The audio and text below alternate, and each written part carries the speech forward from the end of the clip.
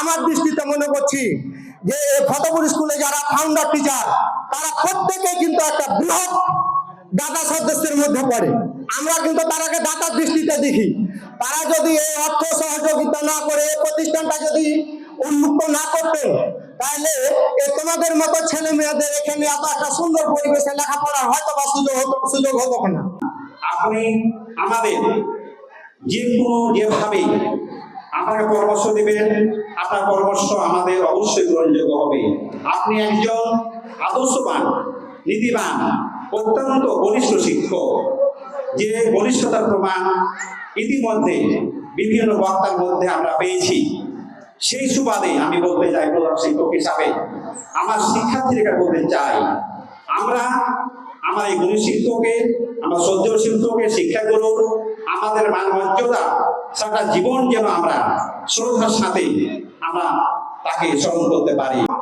আমাকে বাসা থেকে একটি গাড়ি দিয়ে, যেমন বর সাজিয়ে সাজানো হয়, সেই গাড়ি দিয়ে আমাকে স্কুলে আনা হয়েছে।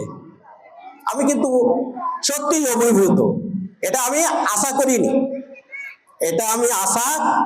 আমি কারণ সে যোগ্যতাও আমার নাই। ধন্যবাদ কর্তৃপক্ষকে, অশেষ ধন্যবাদ, অভিনন্দন এই আয়োজন করার জন্য। যাই হোক, আমার শিক্ষকতা জীবনে অভিজ্ঞতা আছে, সেটাই টক ঝাল মিষ্টি। জীবনের অভিজ্ঞতা এগুলো থাকবে। জীবনে মানুষের পূর্ণতা কোনো সময় আসে না, চাওয়া পাওয়ায় থেকে যায়। কারণ এই মির্জা গালিবের মতোই বলতে হয়, মানুষ জন্মায় কাঁদতে কাঁদতে, বাঁচে আফসোস করতে করতে, অভিযোগ করতে করতে, শরীর অভিযোগ করতে করতে বাঁচে, আর আফসোস করতে করতে মারা যাইছে। এই হচ্ছে আমাদের জীবন।